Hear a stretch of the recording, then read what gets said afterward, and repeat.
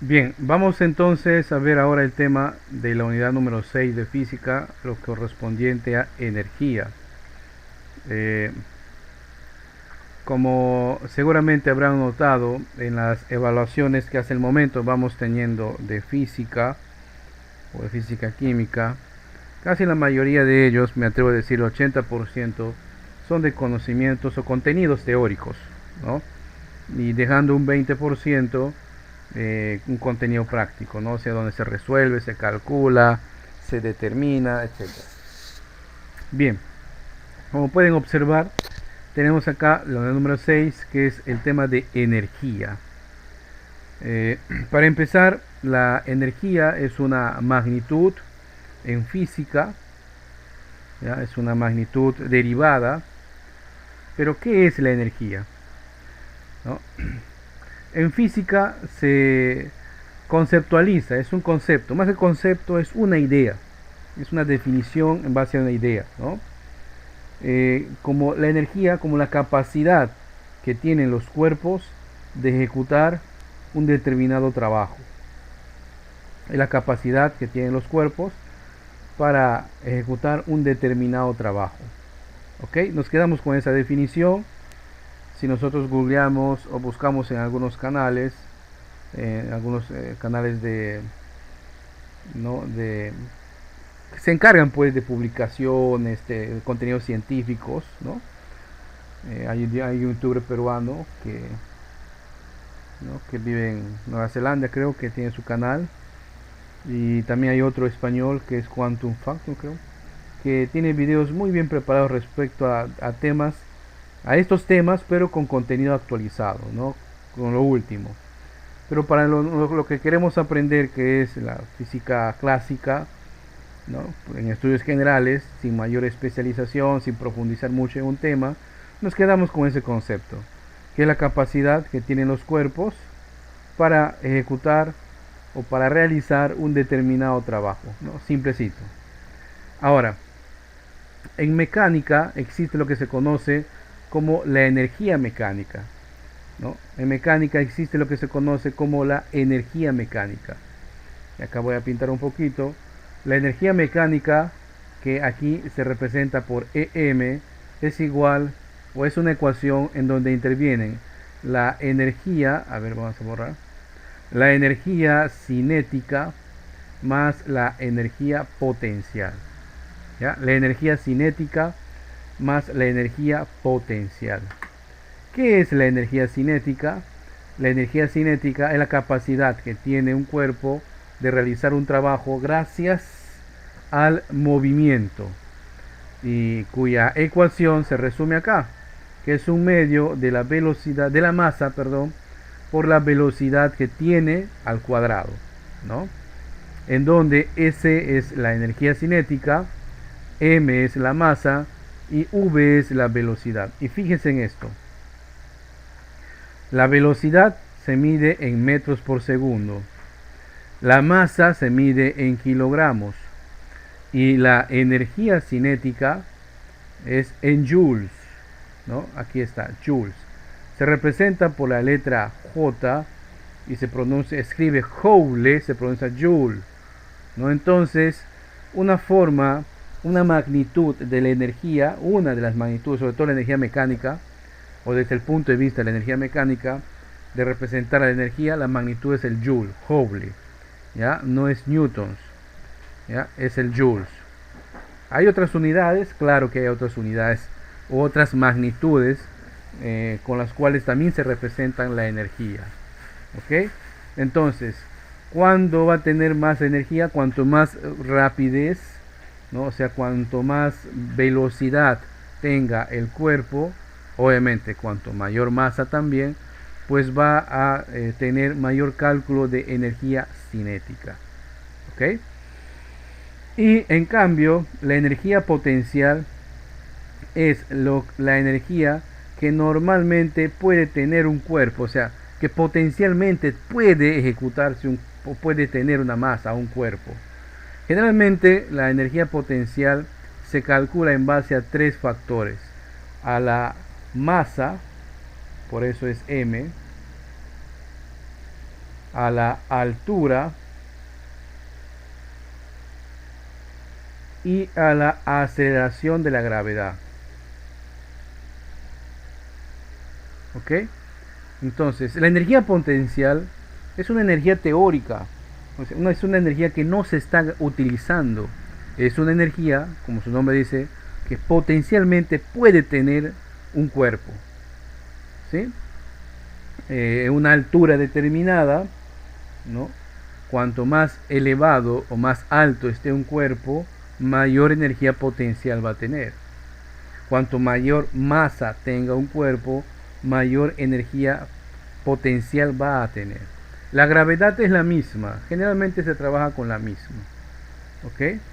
Entonces, y aquí pues viene una de las principios de la termodinámica, en donde que nos dice que la energía, la energía no se crea ni se destruye, solamente se transforma. ¿Correcto? Y les voy a poner un caso, ¿no? Les voy a poner un caso. A ver, lo que comúnmente nosotros vemos en nuestra ciudad, ¿no? Conductores en una moto, ¿cierto? Siempre vemos eso, conductores en una moto. Vamos a poner acá la imagen de un... Aquí está, vamos a poner esta.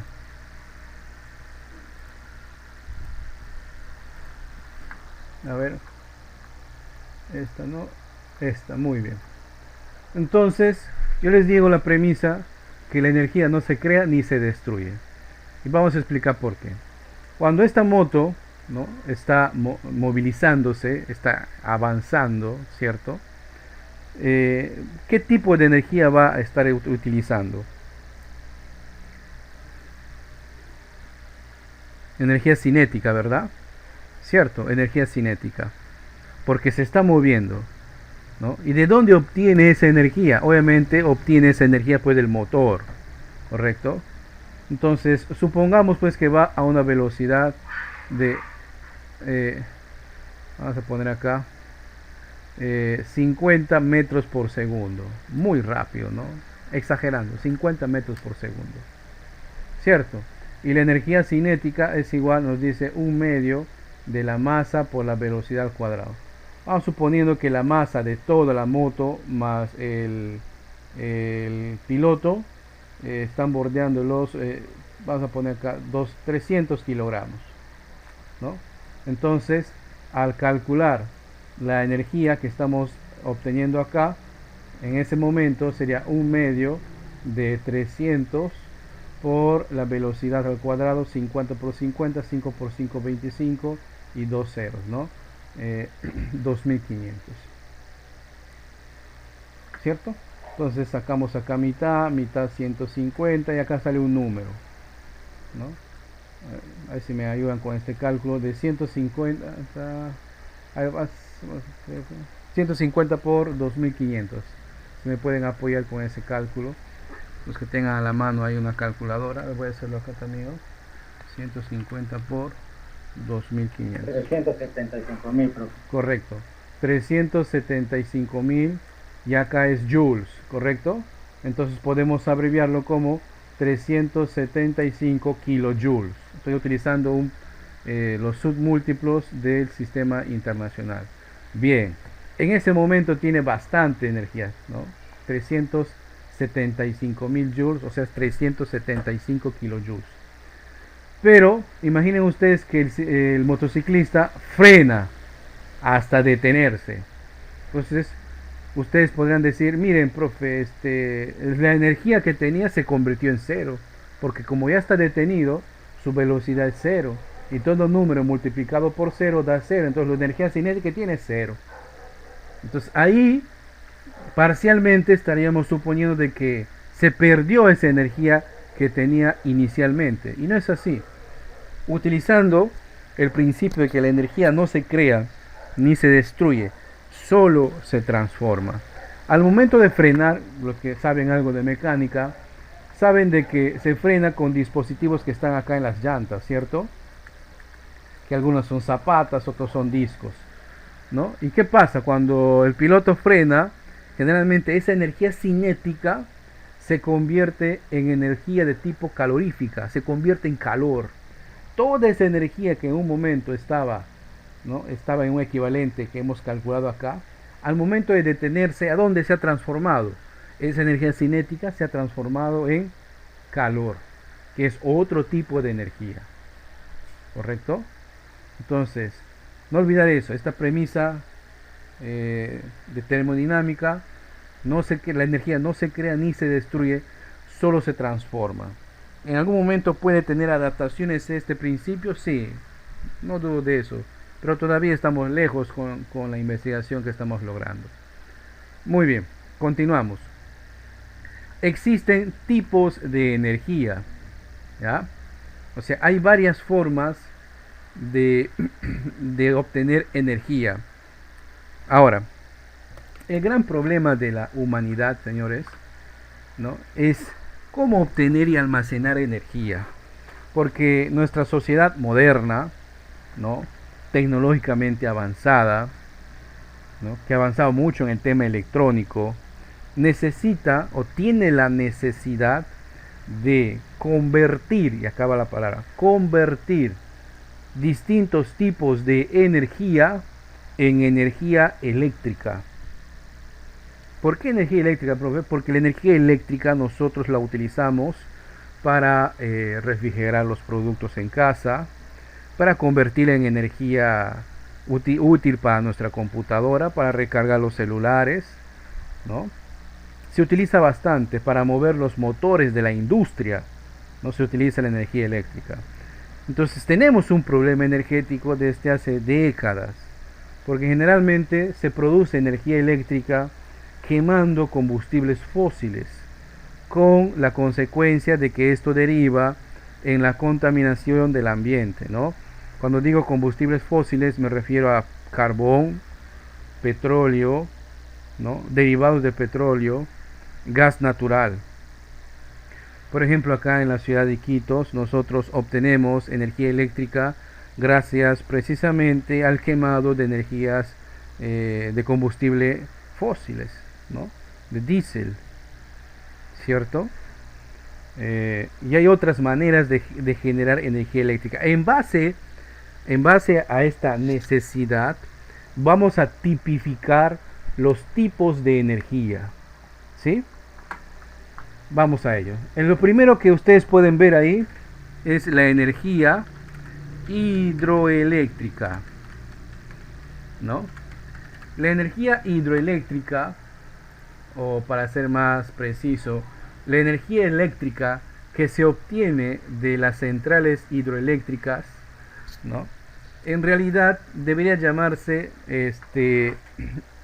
o sí está bien, energía eléctrica, pero utiliza el principio de la energía potencial. Acá tenemos un corte transversal, por ejemplo, de lo que es una hidroeléctrica. ¿Qué se hace? Se represa grandes cantidades de agua, generalmente se embalsa en un río, ¿no? Acá, por ejemplo, les voy a compartir la imagen de una hidroeléctrica pequeña, ¿no? Que quedará en una parte del mundo. Ahí está, miren. Fíjense, una hidroeléctrica en donde se generan ciertos embalses y mediante una caída por unas tuberías, el agua, como tiene una altura razonable, hay una altura razonable acá, el agua pues cae, ¿no? A una velocidad, porque su energía potencial, aquí el agua tiene energía potencial. Cuando cae, esa energía potencial se convierte en energía cinética, ¿no? Esa energía cinética a su vez hace girar acá unas turbinas.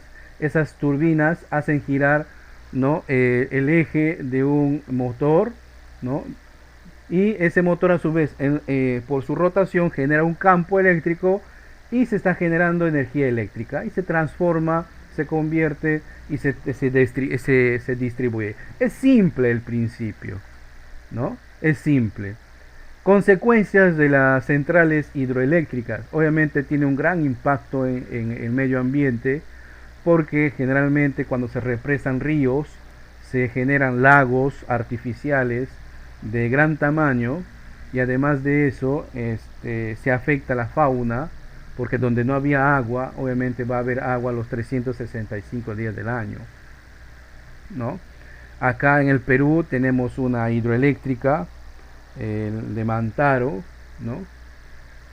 Que suministra energía eléctrica a la red eléctrica nacional, se suma.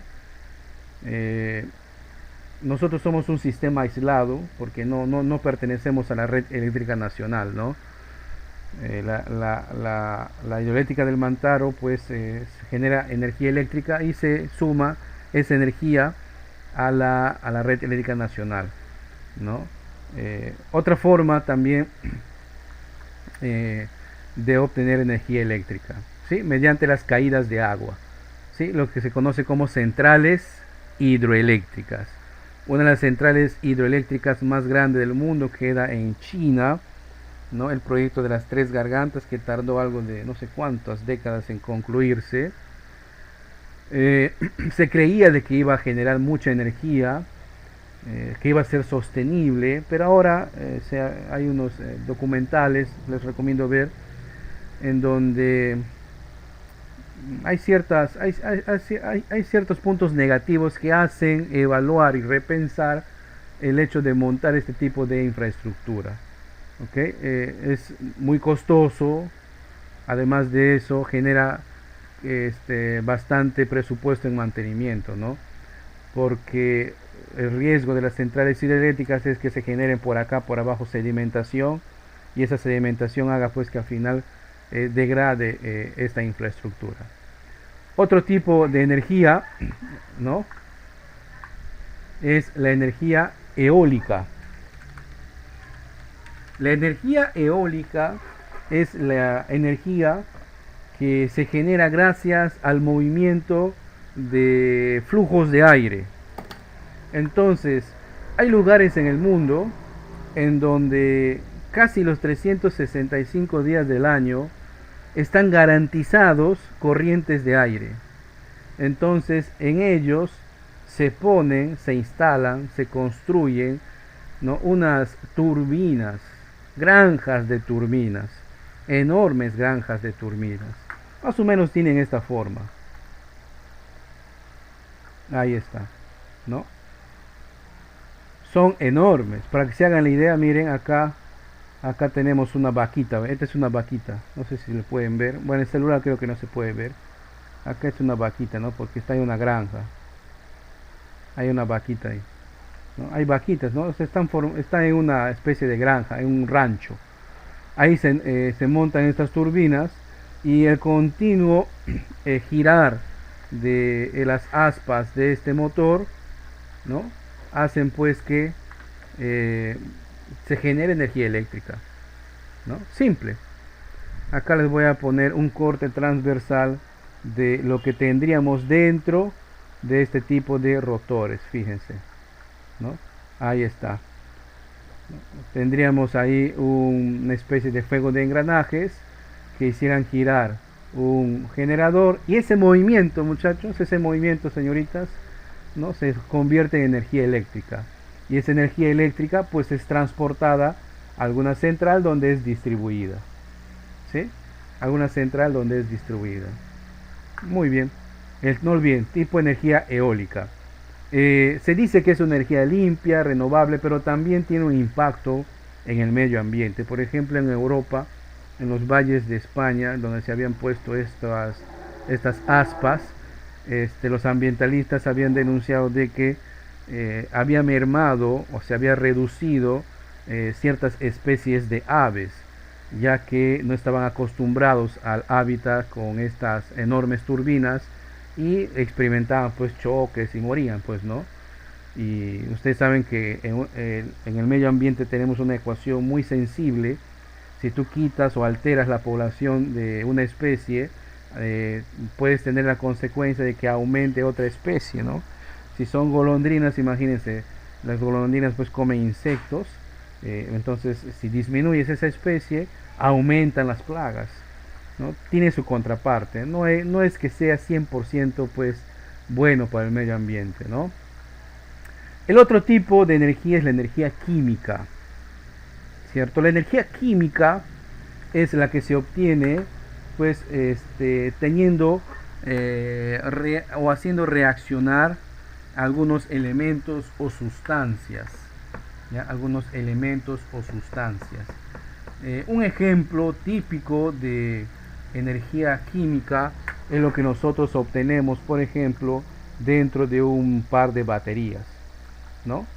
Dentro de él nosotros tenemos láminas de algunas sustancias que al momento de hacer contactos, los polos, ¿no? Positivo o negativo, hace que fluya una corriente eléctrica, ¿cierto? Hace que fluya una corriente eléctrica. Otra forma de obtener energía mediante reacciones químicas, ¿no? Es, por ejemplo, gracias a la industria del petróleo, ¿verdad? Entonces, nosotros extraemos el petróleo y mediante un proceso de refinado, o sea, mediante un proceso químico, se obtienen pues algunos insumos o algunos combustibles como son la gasolina, el diésel, ¿no? Algunos derivados más del petróleo como son el plástico, ¿no? ¿Y qué es el petróleo? El petróleo no es otra cosa más que fauna silvestre, bosques antiguos, antiguos seres vivos que han sido sepultados en un manto, o sea, bajo tierra, y no han podido seguir el proceso normal de descomposición. Entonces se degradan de manera distinta, no se han podido descomponer naturalmente, en consecuencia quedan almacenados dentro de la tierra, pues, ¿no? Miles y miles de años después, nosotros, la humanidad, extraemos el petróleo, o sea, cavamos, perforamos unos tubos hacia donde está, lo extraemos y mediante un proceso de refinado, generalmente esto se hace en plantas refinadoras de petróleo, como más o menos tienen acá la imagen, ¿no? En donde el petróleo crudo se convierte pues en combustible útil, ¿no? Gasolinas en sus distintos octanajes de 84, 90, 90 y tantos, etcétera. Se obtiene diésel, se obtiene querosén, ¿no? Se obtiene derivados de petróleo como son los plásticos, que se utilizan bastante. No podemos negar que tenemos antes de y después de la llegada de los plásticos. Y lo negativo del uso del plástico es de que contaminan muy rápido el medio ambiente, ¿no? Estamos en época de playa, no habrán podido negar de que cuando van a las playas podemos observar en las orillas de los ríos, lagos, quebradas, ¿no? Los desechos, sobre todo desechos plásticos. Para que esos desechos plásticos se degraden naturalmente pasan pues centenares de años, ¿no? Bien. El otro tipo de energía es la energía geotérmica. La energía geotérmica, voy a ponerles una imagen, es la que se obtiene no en cualquier parte del mundo, ¿ya? Es en lugares donde esté garantizado una actividad volcánica, pues, ¿no? Profe, pero usted dirá, profe, pero acá en el Perú tenemos actividad volcánica, tenemos volcán. Sí, tienes razón, pero hay un requisito para esto. ¿Cuál es ese requisito? Que justamente cerca a estos ríos de magma, que son roca fundida gracias a la actividad volcánica, estén cerca a flujos de agua, a agua subterránea, de tal manera que esa agua se convierte en vapor, ese vapor es extraído, ese vapor, ¿no? Hace girar unas turbinas y luego ese vapor de agua se convierte netamente en agua y vuelve al sistema. Hay pocos países que en realidad utilizan eficientemente la energía geotérmica. El país que es pionero en esto y que obtiene su energía eléctrica gracias a esta energía geotérmica mediante la instalación de plantas geotérmicas, como por ejemplo acá voy a poner una imagen. Acá tenemos una imagen de una planta geotérmica, fíjense. Los pocos países, de los contados países que tienen esta energía es, por ejemplo, Islandia. Ojo, no me refiero a Islandia, el pueblo de acá de Loreto, sino el país isla, ¿no? Que queda pues en el Atlántico, entre Groenlandia y Europa, ¿no?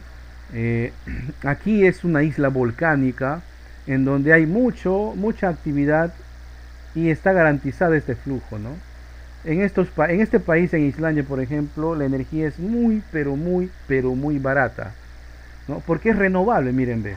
No gasta nada, no quema nada, solamente gasta en mantenimiento nada más, ¿no? Entonces, como es barato la energía acá, por ejemplo, en Islandia, se ha convertido en esta última década, desde el 2010, en uno de los países, por ejemplo, donde se anidan muchas centrales de base de datos, servidores a nivel mundial, se crean allí. Porque primero, la refrigeración está garantizada porque siempre tiene temperaturas muy bajas. Y de segundo, el consumo eléctrico es muy bajo. Entonces la factura eléctrica va a venir recontra bajo, ¿no? ¿Qué diferencia? Imagínense que nosotros querramos poner una empresa de montar servidores, o sea, máquinas que den servicios, que guarden base de datos acá en Quitos. No sería rentable porque la energía eléctrica es muy elevada acá, ¿no? Porque se crea pues en base al petróleo. Si sube el diésel, si sube el petróleo, sube nuestro recibo de energía eléctrica, ¿no? Ahí está. Aquí habría que sumar, ojo a esto, aquí habría que sumar o el otro tipo de energía que no la han puesto acá, que es la energía nuclear, ¿ya? La energía nuclear, voy a ponerles un diagrama de más o menos cómo se obtiene. Es un principio, es un principio simple. En todas las formas que nosotros estamos viendo, siempre hacen girar un rotor, ¿verdad? Un generador. Ahí está.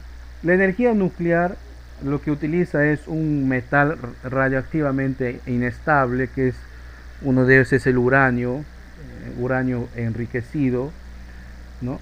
Y ese uranio dentro de una capa gigante que tiene concreto, plomo, ¿no?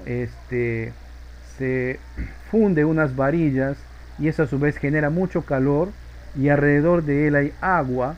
Esa agua se convierte en vapor, hace girar unas turbinas y esa turbina genera electricidad. Esa agua no se devuelve al ambiente, esa agua simplemente vuelve al ciclo, ¿no? Lo que se devuelve al ambiente es el agua que se utiliza para enfriar los motores. Y listo. Pues seguramente si alguna vez usted tiene la suerte de viajar a otros lugares del mundo y ver de lejos una planta de energía nuclear, pues más o menos va a ver algo como esto, ¿no? Permítanme copiar una imagen. Más o menos va a haber algo como esto. ¿No? Siempre están cerca a ríos, a lagos o a mares, porque utilizan esa agua para poder enfriar sus motores. No es que botan agua radiactivamente contaminada, sino es que el agua radiactiva se queda en ese sistema. La ventaja de este tipo de forma de generar energía eléctrica mediante las centrales termonucleares es de que no generas CO2, o sea, no generas gases de efecto invernadero, como se dice, ¿no? Como si sería con quemando petróleo o carbón. Lo negativo es de esto es de que genera desechos radioactivos que tienen que ser almacenados en lugares especiales, en silos muy profundos, vigilados, ¿no? Porque estos materiales radioactivos se degradan naturalmente pasado 10 años, 20, 50, 100, incluso hay otros que se degradan pasando 1000 años, ¿no? Porque utiliza un proceso llamado fisión. La fisión es el proceso en el cual un átomo, un núcleo de un átomo se parte, se subdivisiona, ¿no? Y esa subdivisión genera calor. Y esa subdivisión crea otros materiales, como son el yodo radioactivo, el plutonio, el uranio radioactivo. Y esos obviamente, cesio también, ¿no? Y eso obviamente genera pues contaminación radioactiva, ¿no? Que es muy dañino para la salud a mediano y a largo plazo. Seguramente habrán visto películas como Chernobyl, ¿no? O como los desastres que hubo en Japón, en Fukushima, ¿no? Que alertan sobre el uso de este tipo de energía y el riesgo que corre nuestra humanidad cuando utilizamos este tipo de energía, ¿no? Entonces, es tan malo, ¿por qué no desaparece, profe? Porque recuerden la premisa inicial que les dije, que el gran problema de la humanidad es, ¿qué cosa? La energía. Tenemos un problema energético, no conocemos forma sustentable de generar energía. Esta es una, ¿no? Pero tiene pues sus riesgos. Ojo, que no todo con referente a la energía nuclear es malo, ¿ah? Por ejemplo, acá en el Perú tenemos una, tenemos una central nuclear pequeña, ¿no? Pero no genera energía. En esa central nuclear se generan pastillas radioactivas. ¿Para qué se utiliza eso, profe? Para tratar cierto tipo de cáncer, ¿no? Habrán escuchado ustedes la radioterapia, ¿no? Es ahí donde se generan este tipo de medicamentos, ¿no? Entonces no todo es negativo con esta onda de la energía nuclear. Eh, en Sudamérica, uno de los únicos países que tiene una central nuclear funcionando y generando energía eléctrica es en Brasil. En Brasil hay una central nuclear. Dicen, hay un programa ya para deshabilitarlo, creo que en el 2050, algo así, si no me equivoco. En Europa, por ejemplo, se han propuesto de apagar todas sus centrales nucleares hasta el 2040, ¿no? Porque ya no quieren depender de la energía nuclear, sobre todo por el riesgo. Miren, en el 2012 el mundo se dio con la realidad de que en Japón, uno de los países tecnológicamente más preparados del mundo, en consecuencia a un terremoto, pues sufrió pues un accidente nuclear, ¿verdad? En donde prácticamente se calentaron, o sea, no hubo agua de cómo enfriar, ¿no? El corazón de unos de una central, y explotó, pues, ¿no? Explotó. Entonces, sus previsiones se habían visto sobredimensionadas, ¿no? Por eso la humanidad, y sobre todo la ONU, tiene un departamento de energía nuclear donde presiona a los países para que cambien a otro tipo de energía. ¿Pero a qué? ¿No? Hay proyectos, ojo, así como existe la energía mediante la fisión, en la fisión se particiona un átomo, también existe la energía de la fusión, ¿ya? En donde se unen átomos para formar otros elementos. Pero esto todavía está en el campo teórico acá en el planeta. El único lugar donde sabemos de que esto ocurre cerca a nosotros es en el Sol. En nuestro Sol, en el núcleo del Sol, ¿no? Constantemente hay fusiones nucleares, en donde 4 átomos de hidrógeno se combinan, se fusionan, porque la presión es tan grande y tan alta que se fusionan en un átomo de helio. Y esa fusión libera gran cantidad de energía no contaminante, ¿cierto? Pero todavía no tenemos la tecnología suficiente como para crear minisoles acá en el planeta. El día que nosotros podamos como humanidad crear minisoles, imagínense tener pues energía casi infinita, ¿verdad? Crear un minisol que va a vivir unos 50 años. Pero todavía está en el campo teórico. China es uno de los países que tiene vanguardia en esto. Pero, como les digo, todavía está en el campo teórico. Pasarán pues por lo menos 2 o 3 generaciones más para ver algún avance. ¿Quién ha activado su micrófono por ahí?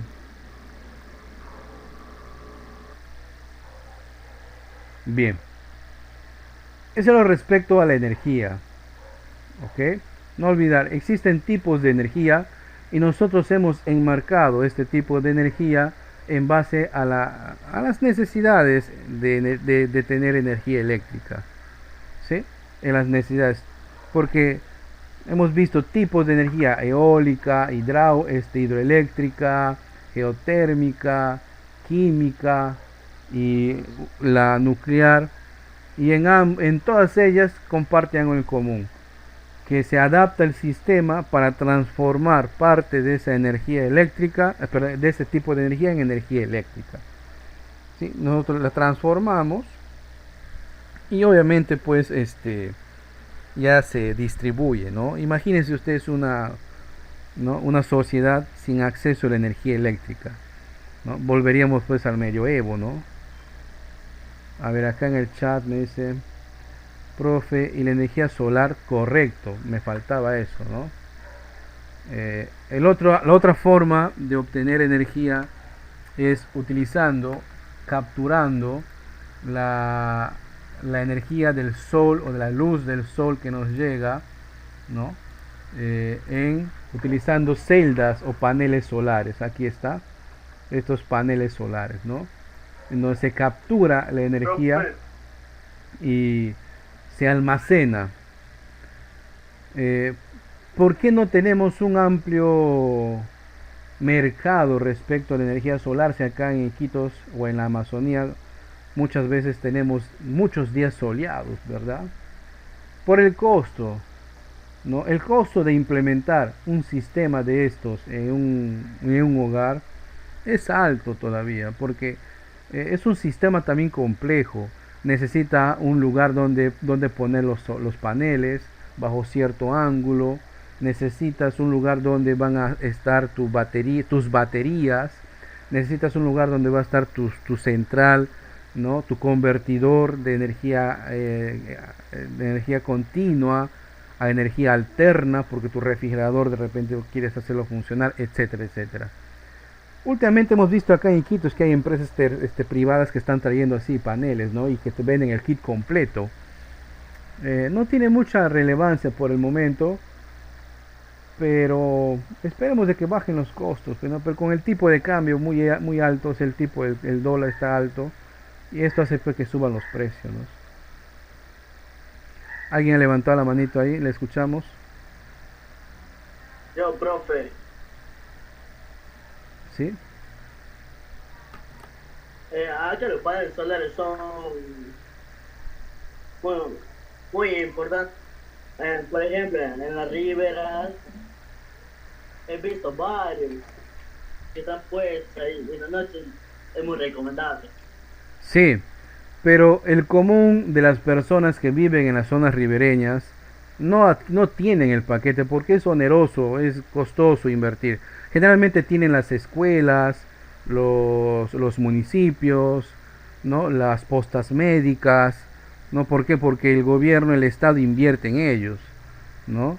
Pero una persona común y corriente como nosotros, si quisiéramos invertir, pues sería oneroso, ¿no? Todavía, aunque cara, pero la energía eléctrica que nos brinda acá, en este caso Electrooriente, ¿no? Todavía pues amerita su uso, ¿no? Si se incrementaría más el costo, creo que sería una opción, ¿verdad? Pero es limitante, pues, o sea, cuando se agotan ya las baterías, la energía que has almacenado, pues te quedas sin energía en casa, ¿no? Una recomendación que he visto por ahí es tener un sistema híbrido, o sea, tener el sistema eléctrico normal y adicionar el sistema de energía por paneles, ¿no? Pero es un sistema que implementarlo suena bonito, pero es costoso, pues, porque necesitas pagar a un personal técnico, invertir en cables, en cajas, en llaves, equipos, de tal manera de que cuando ya esté listo, cuando haya sol y haya suficiente energía, tu sistema cambie a los paneles, y cuando no haya sol en la noche, tu sistema cambie al sistema, a la red normal. Y cuando generas mucha corriente, de repente sacar la energía excedente hacia la red local, ¿no? En algunos países, por ejemplo, los ciudadanos que generan esto les pagan, ¿no? Porque a veces genera mucho excedente de energía y esa energía se redistribuye en en la red local, y al final el medidor, en lugar de mostrar consumo, se muestra un consumo negativo, ¿no? Claro, ahí dice, dependía del amperaje, claro, dependía del amperaje, pues, ¿no? O sea, dependía de cada potencia, de cada electrodoméstico que quieras tú consumir, ¿no? Pero una casa medianamente acá en Iquitos, ustedes saben que mínimamente va a tener su refrigeradora, ¿no? Y ustedes saben que un refrigerador pues consume bastante. Y si es una familia que trabaja, pues va a tener su lavadora, ¿no? A veces no hay tiempo ni para lavar la ropa y pum, le ponen automático. Y todo eso consumen, pues, ¿no? Imagínese usted que tiene su sistema de agua para que bombea su tinajo arriba, un motor, ¿no? En un 2x3 le va a agotar la batería. O sea, un sistema híbrido estaría bien, pero, como les repito, el costo es lo que todavía no hace avanzar. Y otra cosa, la tecnología de los paneles. Todavía es una tecnología incipiente. Ha habido grandes avances, pero aún es incipiente. ¿A qué me refiero? Eh, o sea, no es muy eficiente. Si lográramos nosotros almacenar la energía que nos da el sol en un día, tuviéramos como para 30 años, ¿no? Tuviéramos como para 30 años. Pero ahí estamos, ¿no? Hay distintos tipos de tecnología de paneles también, ¿no? O sea, si te metes en este cantar, hay que investigar bastante, ¿sí? Hay que investigar bastante, como dice el compañero, hay que investigar. Hay empresas que te venden el kit completo, el inversor, ¿no? Las baterías de almacenamiento, en base a un consumo que ellos van a la casa, a ver cuántos artefactos tienes. Y te hace un aproximado. Este kit te recomienda, ¿no? ¿Cuánto está? 5.000, 6.000, 7.000, 10.000 soles. Y la inversión retorna a cuánto tiempo, 3 años, 4 años, 5 años, 6 años, ¿no? El mantenimiento que esto tiene, hay sus pros y sus contras. Pero ahí tenemos la energía solar, ¿no? ¿Algún otro tipo de energía que conocen que todavía no hemos visto? Creo que está todo, ¿no? La solar, la eólica, geotérmica, la química, la hidroeléctrica. Había un proyecto acá hace un par de años, no sé si ustedes recuerdan, que hay un proyecto para generar una represa acá creo que es en el río Napo, ¿no? La represa y la hidroeléctrica del Mazán. No sé si ustedes alguna vez han escuchado, ¿no? Es un proyecto que generaría tantos watts de energía eléctrica, pero obviamente tendría un enorme impacto ambiental, no dudo de eso. Que tendría un enorme impacto ambiental.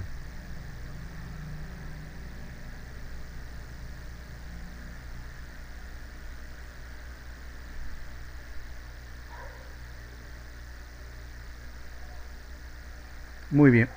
¿Alguna consulta? Ninguna, profe. Bien. Pasemos entonces a un tipo especial de energía, que es la energía en forma de calor. El calor es una forma de energía que se puede representar en joules, ¿sí? Pero generalmente se mide en calorías, o kilocalorías. Es el tipo de energía que tienen, por ejemplo, los envoltorios de golosinas, de alimentos. Si usted ve un alimento, o sea, una galleta, un chisito, ¿no? Pues cualquier piqueo que tú comes, que esté estandarizado y bajo los parámetros de salud, siempre están obligados a publicar cuál es la cantidad o cuál es el contenido energético que tiene, ¿no? Y lo expresan así, en calorías, ¿no? Y el calor tiene esta fórmula o esta ecuación. El calor es igual a la masa multiplicado por el calor específico multiplicado por la variación de la temperatura. La temperatura, señores, es una forma de medir la escala de calor o la energía interna de un cuerpo, ¿sí? No es igual decir que calor y temperatura, ¿ok? Que quede claro, no es igual decir calor y temperatura, son distintos. El calor es el tipo de energía de la estructura interna, de los movimientos de su estructura interna, ¿no? Ustedes seguramente habrán visto cómo si ustedes ponen metal al fuego o a un carbón, usted va a ver cómo el metal comienza a ser luminiscente, ¿no? Se torna de un color rojizo, ¿no? O color naranja, ¿correcto?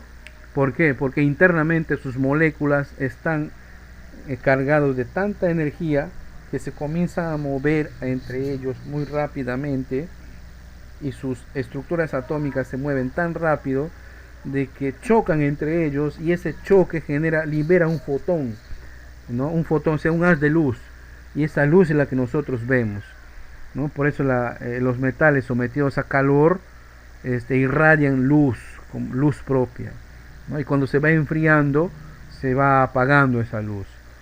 ¿Ok? Entonces, no olvidar, la ecuación del calor es masa, que se mide en gramos, calor específico y variación de la temperatura. ¿Qué es esto del calor específico? El calor específico es un valor, generalmente es un valor que ya viene establecido. Cuanto más pequeño sea, ¿no?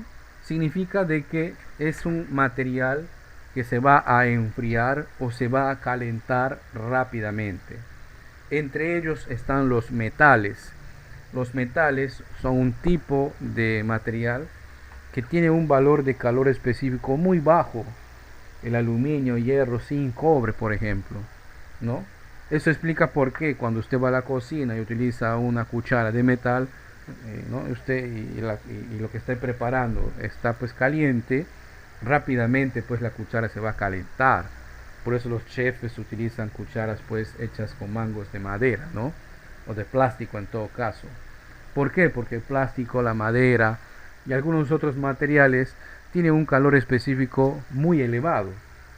Ahora en época de calor, por ejemplo, ¿no? Los que vivimos en Iquitos, las calaminas, que es un metal, es una aleación, se calientan muy rápido, porque es metal, pero ni bien se oculta el sol, se enfrían también muy rápido. En cambio, el concreto, el ladrillo, ¿no? Las paredes de nuestras casas, cuando les da el sol de la mañana, tardan bastante en calentarse, porque su calor específico es alto. Pero todo el día que le pegue el sol, al final esa pared está caliente. Se oculta el sol y la pared sigue caliente. Van las 10 y 11 de la noche y la pared sigue caliente. ¿Por qué? Porque al igual que como tarda en calentarse, el mismo tiempo le tomará para enfriarse, ¿no? Por eso seguramente ahora en época de verano o vaciante, en esta época muy calurosa, si tenemos la suerte de que el sol pegue por una de las laderas de nuestra casa, ¿no? Seguramente experimentarán eso, ¿no? Que las paredes no se enfrían rápido. Igual que en los techos de nuestras casas, ¿no? La madera también no se enfría rápido. Por eso en un día soleado, cuando el metal de las calaminas se enfría, no se enfrían al mismo tiempo que en la madera. Y comenzamos a escuchar ciertos ruidos, cierto rugir, ¿no? Que para un neófito en el tema puede decir, mira, acá en el techo alguien está andando y espíritus ha hecho carreros. No, para nada. Es el mismo fenómeno de la dilatación que está experimentando, ¿no? A mayor temperatura, el calor hace que los cuerpos se dilaten. Y la dilatación es la expansión de la masa, ¿no? Si ustedes viven cerca de una pista, o sea, hecho de concreto, no de asfalto, habrán visto que están construidos en forma de rectángulos. Y los rectángulos no están unidos, sino es que entre ellos dejan unas juntas de brea, ¿no? Que es un derivado del petróleo. ¿Por qué? Porque cuando le pega el sol experimentan la dilatación volumétrica, entonces esa junta, ese espacio se puede comprimir y cuando se enfría se puede expandir. En las construcciones también seguramente habrán visto, ¿no? Hay espacios que dejan, ¿no? Y los albañiles, por ejemplo, los albañiles empíricos cuando van a hacer un piso de una sala, ¿no? Lo que llaman un enlucido, si es muy grande y si el albañil es empírico, no va a tener en cuenta la dilatación volumétrica, va a hacer normal el piso, ¿no? Y cuando llega un tiempo vas a notar que tu piso comienza a partirse. Por eso, por la dilatación del cuerpo, ¿no?